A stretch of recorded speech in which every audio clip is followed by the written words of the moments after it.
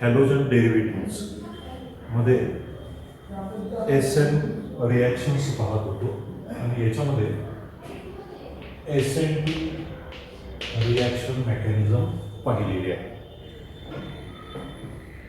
ज्याचा long form आहे nucleophilic substitution by molecular reaction.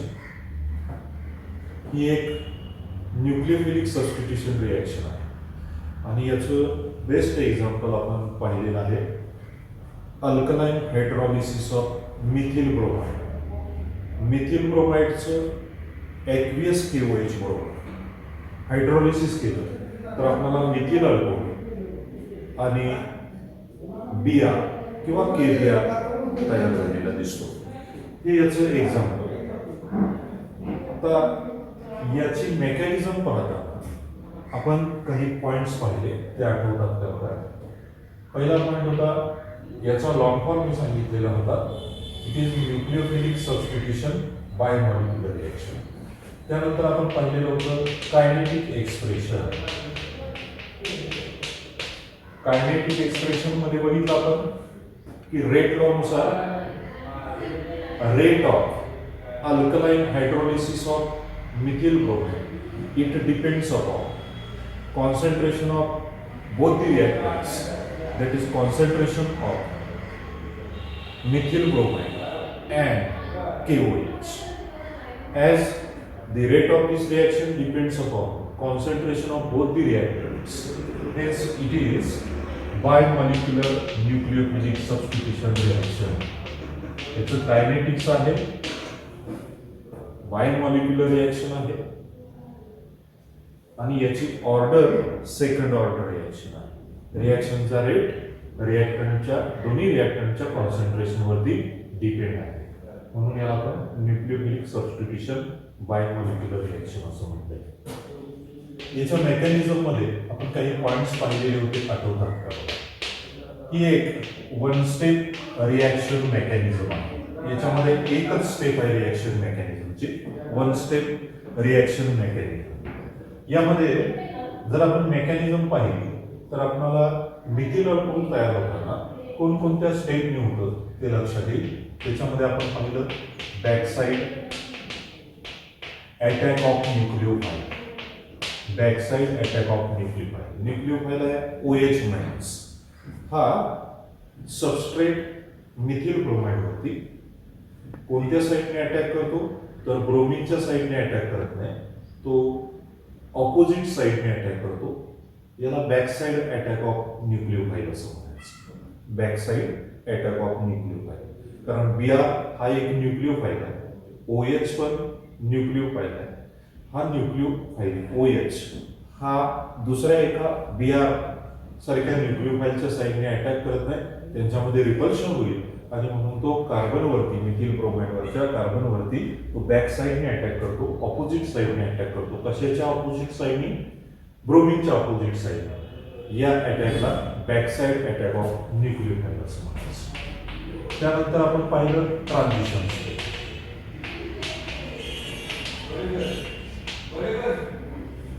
जेव्हा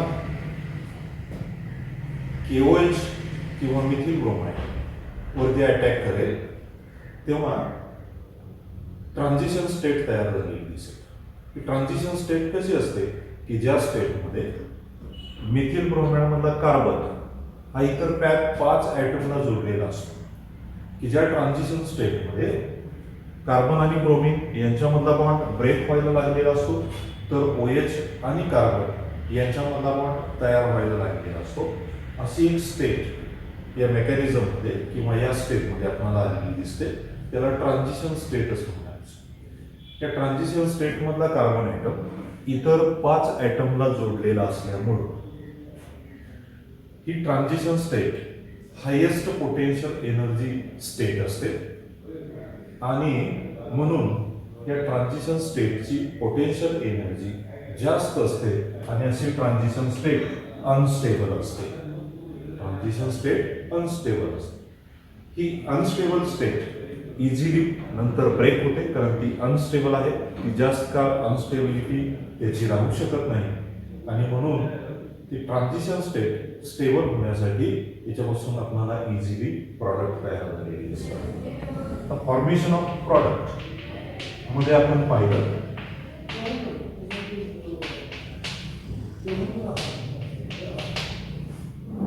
की ट्रान्झिशन स्टेट अनस्टेबल असल्यामुळं त्या ट्रान्झिशन स्टेट पासून इझिली आपण प्रॉडक्ट तयार झालेले असतात. इझिली प्रॉडक्ट तयार होतात. ट्रान्झिशन स्टेट प्रॉडक्ट तयार करत असताना याच्यातला कार्बन आणि OH बॉन्ड हा कम्प्लिटली तयार होतो आणि कार्बन आणि ब्रोमिन बॉन्ड हा कम्प्लिटली ब्रेक होतो आणि याच्यापासून प्रॉडक्ट तयार होतात. मिथिल अल्कोहोल आणि Br हा सेपरेट झालेला असतो ॲज Br मायनस. त्यानंतर आपल्याला प्रॉडक्ट फॉर्म होताना इन्व्हर्शन ऑफ कॉन्फिगरेशन हे बघायला लागेल. इन्व्हर्शन ऑफ कॉन्फिगरेशन जेव्हा ट्रान्झिशन किंवा रिॲक्टंट मध्ये जर पाहिलं तर मिथिल ब्रोमाइड मध्ये जे 3 हायड्रोजन ॲटम असतात ते 3 हायड्रोजन ॲटम हे ब्रोमिनच्या एका बाजूला असतात किंवा ब्रोमिनच्या ऑपोजिट साईडला असतात. पण जेव्हा याच्यापासून प्रॉडक्ट तयार होतील तेव्हा हे 3 हायड्रोजन ॲटम हे विरुद्ध बाजूला गेलेले दिसतात. याला आपण इन्व्हर्शन ऑफ कॉन्फिगरेशन असं म्हणतो आणि हे इन्व्हर्शन या केसमध्ये आपल्याला 100% इन्व्हर्शन ऑफ कॉन्फिगरेशन दिसेल. कॉन्फिगरेशन याचा अर्थ arrangement of atom around the central atom in space, त्याला आपण कॉन्फिगरेशन असं म्हणतो. आणि हे कॉन्फिगरेशन पूर्णपणे ऑपोजिट हायड्रोजन ॲटमचं दिसतं ज्याला आपण इन्व्हर्शन ऑफ कॉन्फिगरेशन. हे कशासारखं दिसतं? It is just like umbrella blown inside out. वाऱ्यामध्ये प्रचंड वाऱ्यामध्ये जसं छत्री उलटी होते तसं हे आपल्याला कॉन्फिगरेशन दिसतं आणि हे कॉन्फिगरेशन 100% इन्व्हर्शन ऑफ कॉन्फिगरेशन असतं. त्याचबरोबर आपण या SN2 रिॲक्शन मेकॅनिझमची एनर्जी प्रोफाईल डायग्राम ही काढली जिथं आपल्याला काही टर्म एक्सप्लेन करता आल्या. एनर्जी प्रोफाईल डायग्राम मध्ये तुम्हाला आठवत असेल की हा curve potential energy against progress of the reaction किंवा रिॲक्शन कोऑर्डिनेट हा कर्व आपल्याला या पद्धतीचा मिळालेला होता. याच्यावरून आपण ही एक एक्झोथर्मिक रिॲक्शन कशी आहे, एनर्जी ऑफ ऍक्टिव्हेशन काय आहे, रिॲक्टंट प्रॉडक्ट यांच्या एनर्जीज काय आहे, ट्रान्झिशन स्टेट कशी आहे हे एनर्जी प्रोफाईल मध्ये दाखवलेलं होतं. या एनर्जी प्रोफाईल डायग्राम म्हणून आपल्याला या SN2 रिॲक्शनची कम्प्लीट मेकॅनिझम समजू शकते. SN2 रिॲक्शन मध्ये आपण हे पॉइंट एक्सप्लेन केलेले आहे, आठवत असतील. कायनेटिक एक्सप्रेशन मेकॅनिझम मध्ये ही 1 स्टेप रिॲक्शन मेकॅनिझम आहे. बॅक साइड अटॅक न्यूक्लियोफाईलचा कसा होतो, ट्रान्झिशन स्टेट कशी असते, फॉर्मेशन ऑफ प्रॉडक्ट कसे होतात, इन्व्हर्शन ऑफ कॉन्फिगरेशन कसं आहे आणि एनर्जी प्रोफाईल डायग्राम. आता या SN2 रिॲक्शन मेकॅनिझमशी कम्पेअर करून आपल्याला SN1 रिॲक्शन शिकायचे आहे. याच्यापेक्षा वेगळे पॉईंट SN1 रिॲक्शन मध्ये काय दिसतात ते आपल्याला पाहता येते. परत लिहितो इथं SN1 reaction mechanism. SN1 reaction मेकॅनिझमचं बेस्ट एक्झाम्पल आहे alkaline hydrolysis of tertiary butyl bromide. Tertiary butyl bromide with aqueous KOH or NaOH. It forms tertiary butyl alcohol plus helium. हा आहे tertiary butyl bromide. Central carbon ॲटमला 3 methyl group आणि 1 Br जोडला आहे. त्याच्यापासून tertiary ब्युटिल alcohol तयार होतो. परीक्षेमध्ये असा एक प्रश्न विचारला जाऊ शकतो, explain the mechanism of alkaline hydrolysis of tertiary butyl bromide किंवा एक्सप्लेन SN1 रिॲक्शन मेकॅनिझम. आता याचं कायनेटिक एक्सप्रेशन काय आहे? Kinetic expression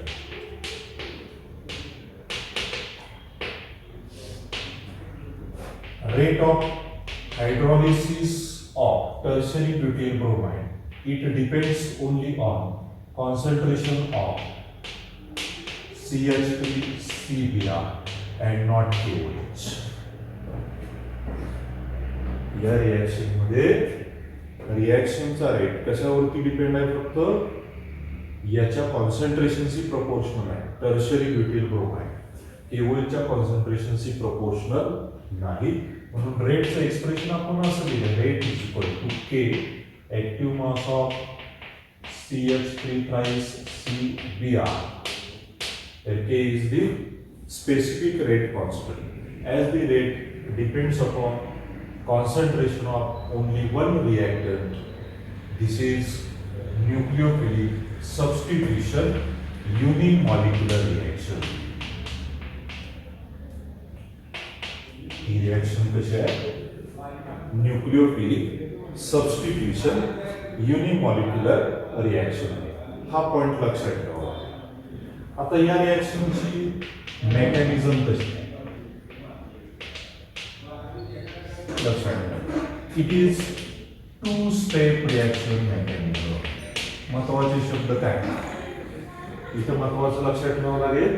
example, kinetic expression rate कशावरती डिपेंड आहे याचा लॉंग फॉर्म लक्षात ठेवायचा. Nucleophilic substitution unimolecular reaction, kinetic expression वरून ही युनिमॉलिक्युलर रिएक्शन का आहे आणि मेकॅनिझम कशी आहे? To step reaction. SN2 कशी होती? One step reaction mechanism. आता मेकॅनिझम मध्ये या दोन स्टेप कुठले आहेत ते आपल्याला पाहता येईल.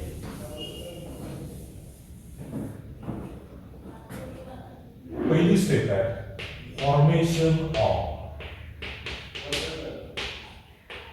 Carbonium ion. Formation of carbonium ion. Carbonium ion तयार होणं ही एक पहिली स्टेप आहे. कार्बोनियम आयन कसा तयार होतो तर आपल्याला इथं स्टेप सांगता येतील.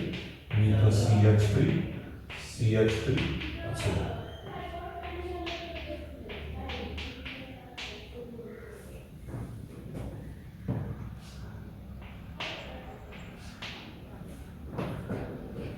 तर याच्यामध्ये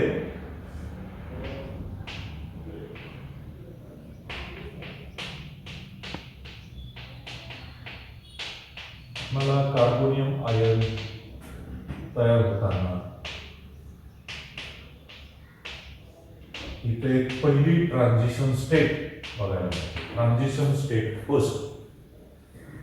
ही transition state first easily break होते आणि आपल्याला हा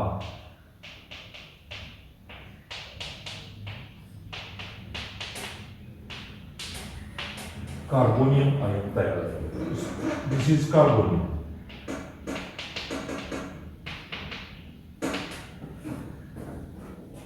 कार्बोनियम आयन कसा तयार?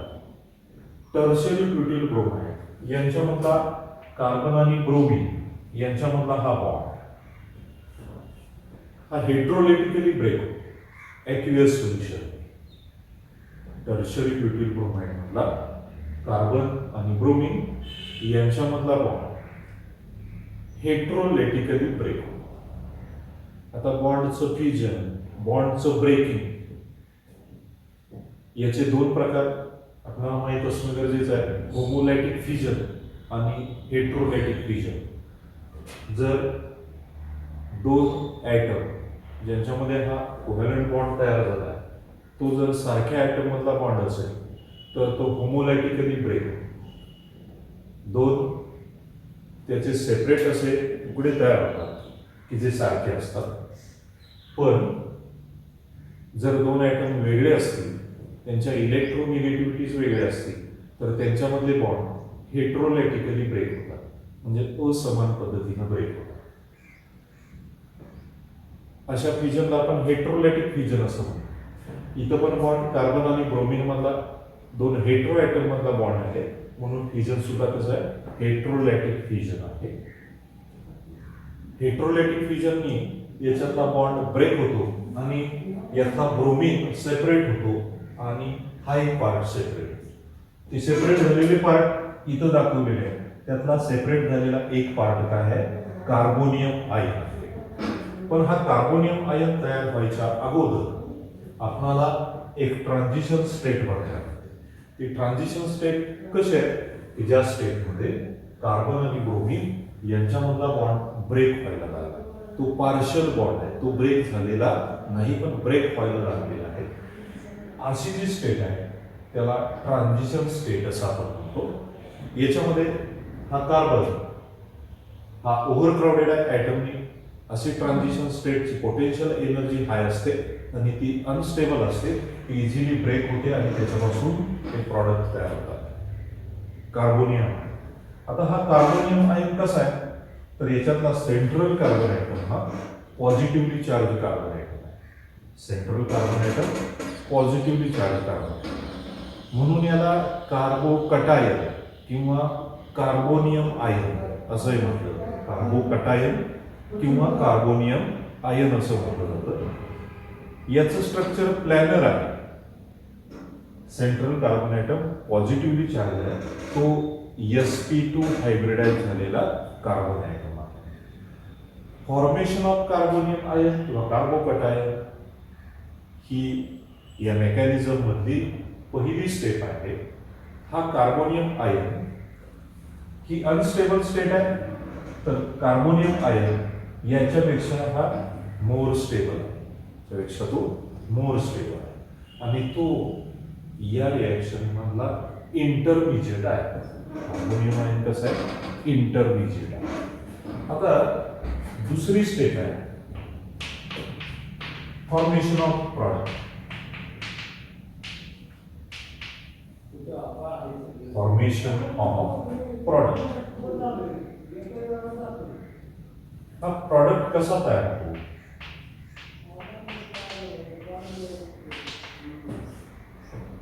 तर पहिल्या स्टेपमध्ये तयार झालेल्या कार्बोनियम आयनवरती आता मात्र याच्यातल्या OH अटॅक होतो. या पद्धतीने हा CH3C हा पॉझिटिव्हली चार्ज कार्बन ॲटम आहे. आता मात्र KOH मधला OH मायनस हा या कार्बनवरती अटॅक करतो. आता SnO2 रिॲक्शन मध्ये या कार्बनला ब्रोमीन जोडलेला होता. आता ब्रोमीन आहे का न्यूक्लिओफाइल नाही, म्हणून हा OH या कार्बनवरती कोणत्याही साईडने अटॅक करू शकतो. एक तर तो या साईडने अटॅक करेल किंवा तो या साईडने अटॅक करू शकतो. कोणत्याही साईडने अटॅक करेल, कारण हा कार्बन ॲटम पॉझिटिव्हली चार्ज आहे. याला अडथळा करण्यासाठी इतर कुठलाही दुसरा न्यूक्लिओफाइल नाही की ज्याच्यामुळं OH आणि दुसरा न्यूक्लिओफाइल यांच्यामध्ये रिपल्शन. मग यांनी हा अटॅक केला की आपल्याला परत कार्बन आणि OH यांच्यामध्ये बॉन्ड तयार झालेला दिसेल आणि प्रॉडक्ट तयार झालेली दिसतील या पद्धतीने.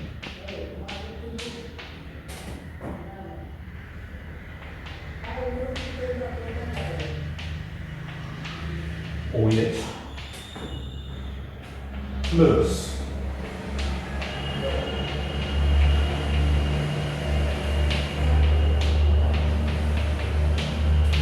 F.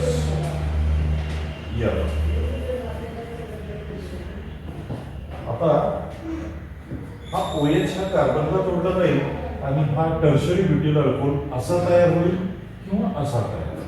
टर्शरी ब्युटिल. पण हे तयार व्हायच्या अगोदर आपल्याला अजून एक ट्रान्झिशन स्टेट तयार झालेली दिसेल. ती ट्रान्झिशन स्टेट असेल CH3C CH3 हा OH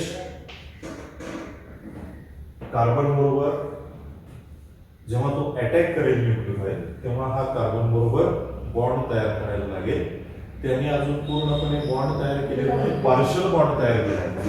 अशी जी स्टेट आहे त्याला ट्रान्झिशन स्टेट सेकंड म्हणायचं. Transition state second.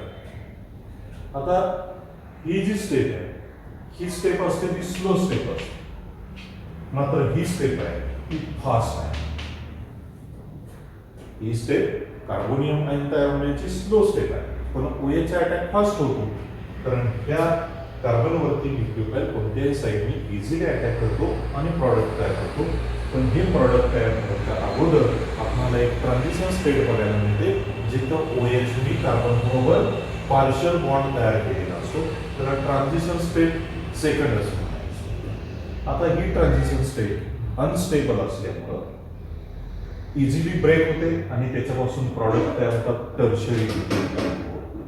आता काय होतं याच्यामध्ये बघा, हा OH या कार्बनवरती जेव्हा अटॅक करेल तेव्हा मी सांगितलं जर समजा ह्या OH ने याच्यावरती या साईडने अटॅक केला OH तर OH इथं कार्बनला जोडला जाईल आणि हे 3 CH3 ग्रुप या बाजूला येतील.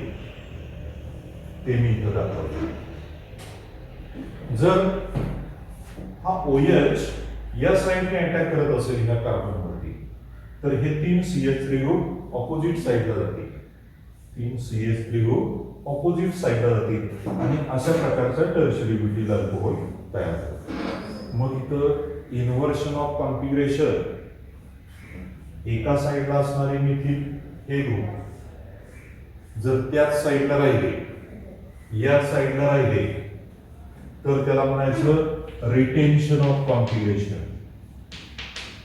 आहे तसं राहिलं रिटेन्शन ऑफ कॉन्फिगरेशन. जर इकडून अटॅक झाल्यामुळं हे 3 CH3 ग्रुप विरुद्ध बाजूला गेले तर त्याला म्हणायचं इन्व्हर्शन ऑफ कॉन्फिगरेशन. त्याला म्हणायचं इन्व्हर्शन ऑफ कॉन्फिगरेशन. आता शक्यता किती आहे तर याच्यामध्ये 50% रिटेन्शनची शक्यता आहे, 50% इन्व्हर्शनची शक्यता आहे. जसं की SN1 मध्ये SN2 रिएक्शन मध्ये काय होतं 100% इन्व्हर्शन होतं. इथं आपल्याला 50% इन्व्हर्शन 50% रिटेन्शन दिसतं. आता याच्या 2 स्टेप जर बघितल्या तर 2 स्टेप कुठले आहेत, फॉर्मेशन ऑफ कार्बोनियम आणि फॉर्मेशन ऑफ प्रॉडक्ट. इथं आणखी एक आपल्याला मुख्य फरक दिसतो. इथं 2 ट्रान्झिशन स्टेट आहेत. Transition state first, transition state second. पहिल्या स्टेटमध्ये आपल्याला इंटरमिजिएट कार्बोनियम आयन तयार झालेला दिसतो. इथं न्यूक्लियोफाइलचा अटॅक अजून झालेला नाही. न्यूक्लियोफाइलचा अटॅक कुठं होतो तर दुसऱ्या स्टेटमध्ये, इथं फॉर्मेशन ऑफ प्रॉडक्ट मध्ये, आणि इथं सेकंड ट्रान्झिशन स्टेट तयार झालेली दिसते आणि प्रॉडक्ट तयार होतात. रिटेन्शन होऊन आणि इन्व्हर्शन होऊन टर्शरी ब्युटील अल्कोहोल. तुम्हाला आठवत असेल की SN2 रिएक्शन मेकॅनिझम मध्ये आपल्याला एकच ट्रान्झिशन स्टेट पाहायला मिळालेली होती. हा फरक याच्यामधला लक्षात ठेवावा लागेल. आता याची एनर्जी प्रोफाईल डायग्राम कशी असते तर आपल्याला एनर्जी प्रोफाईल डायग्राम या पद्धतीने दाखवत आहे. एनर्जी प्रोफाईल डायग्राम दाखवत असताना आपल्याला प्रोग्रेस ऑफ द रिएक्शन अभ्यासावा लागतो आणि प्रोग्रेस अभ्यासताना potential energy against reaction coordinates याचा ग्राफ काढा. रिएक्शन कोऑर्डिनेट्स आणि पोटेन्शियल एनर्जी. तर आपल्याला ग्राफचं नेचर असं बघायला या पद्धतीचं.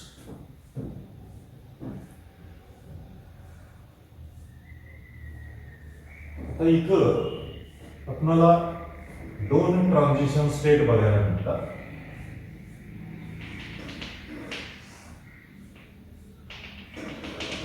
ते आहे ट्रान्झिशन स्टेट 1 आणि transition state second. Transition state first आणि ट्रान्झिशन स्टेट सेकंड. आता बघा, जर आपण पाहिलं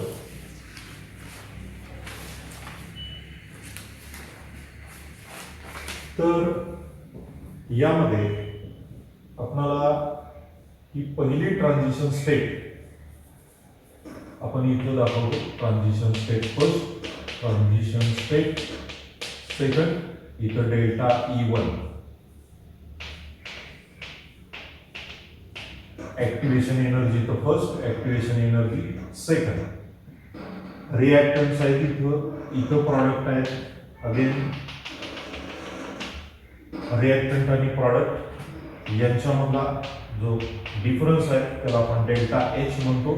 प्रॉडक्टची एनर्जी लेस असल्यामुळं रिएक्टंट पेक्षा की डेल्टा एची व्हॅल्यू इथं निगेटिव्ह असते आणि म्हणून ही सुद्धा कशी आहे एक्झोथर्मिक रिॲक्शन आपल्याला दिसते.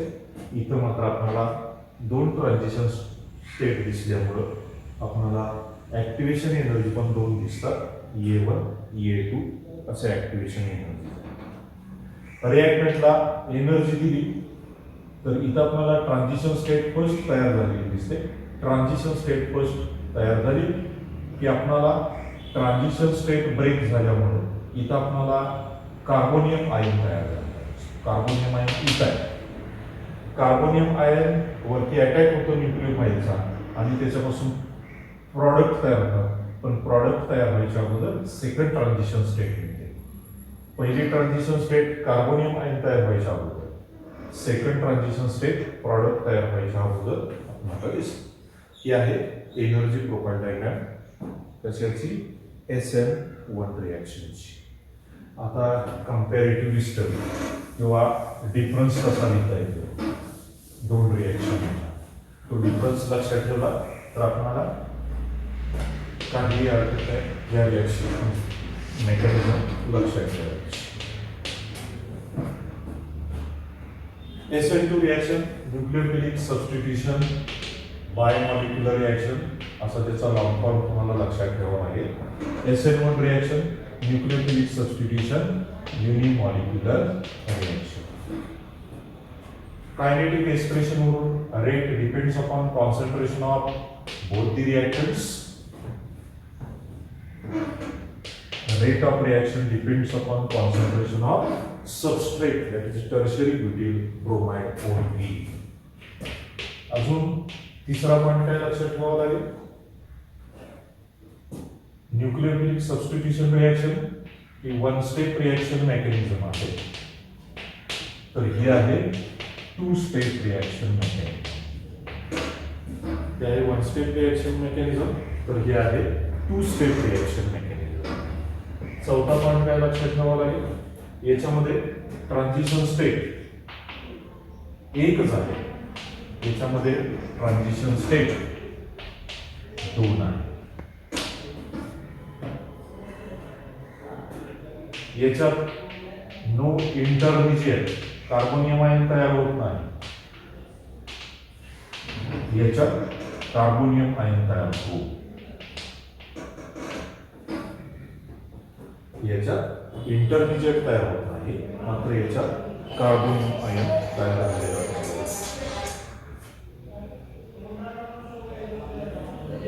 आपल्याला हा एक डिफरन्सचा पॉईंट लक्षात ठेवता येईल आणि याचं एक एक्झाम्पल सांगावं लागेल, याचं एक एक्झाम्पल आपल्याला सांगता येईल. म्हणून आपल्याला SN2 आणि SN1 या दोन रिॲक्शन मध्ये महत्वाचे डिफरन्सचे पॉइंट या पद्धतीने आपण लक्षात ठेवले तर आपल्याला याच्यामध्ये दोन्ही रिॲक्शनच्या मेकॅनिझम व्यवस्थितपणे स्टडी करता येईल.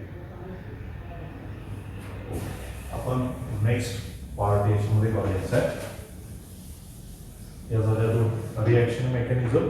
याच्यावरती आपल्याला नेहमी 4 मार्काचा प्रश्न विचारला जाऊ शकतो किंवा छोटे छोटे प्रश्न याच्यावरती विचारले जाऊ शकतात.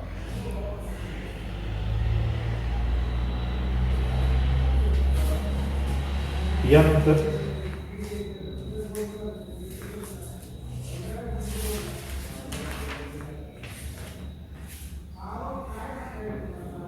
हॅलोजन डेरिव्हेटिव्ह मध्ये आपण सबस्टिट्यूशन रिॲक्शन अल्किल हलाइडचा बघतोय. त्यानंतर एक महत्वाची रिॲक्शन आहे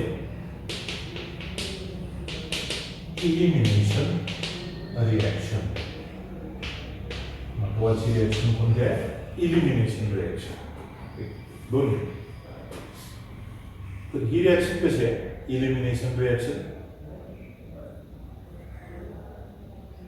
याच्यामध्ये एखादा ऍटम किंवा ऍटमचा रो इलिमिनेट होतो. आता ही रिॲक्शन आहे, त्याची जनरल रिॲक्शन मी अशी लिहिली तर लक्षात येईल.